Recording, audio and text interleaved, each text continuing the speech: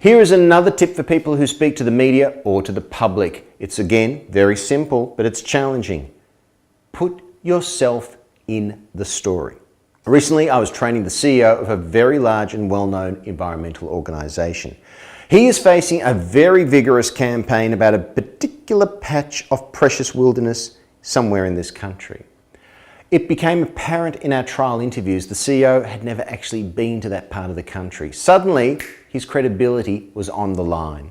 Now, in his case, he took a plane and went to that part of the country, so he can now weave in references to the time he visited that river, the time he met the irrigators, when he met the traditional owners of the land, the towns that he's driven through that depend on that part of the land and the agricultural industry. It builds his credibility and confidence. Now, that might be a little extreme, but there's a couple of lessons here. Number one, if you haven't got personal experiences about the issues you're talking about, you better get some quick. Get on a plane, make a phone call, do some research, or meet some people, or you'll just sound like another semi-demi self-acclaimed expert.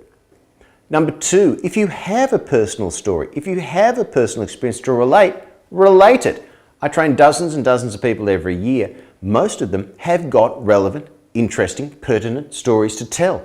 Most of them, in fact almost all of them, forget to tell the stories, and it makes them look less expert and less passionate than they actually are. That's not a good look. That won't persuade anybody. So two things to do.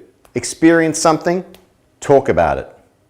Two things you can do to be a savvier speaker, you know what they are. Subscribe to this YouTube channel and download the free PDF ebook called Speak Savvy. Where do you find it? In the hoottville.com gift shop. It is yours to download, to read for free, so do it. Farewell.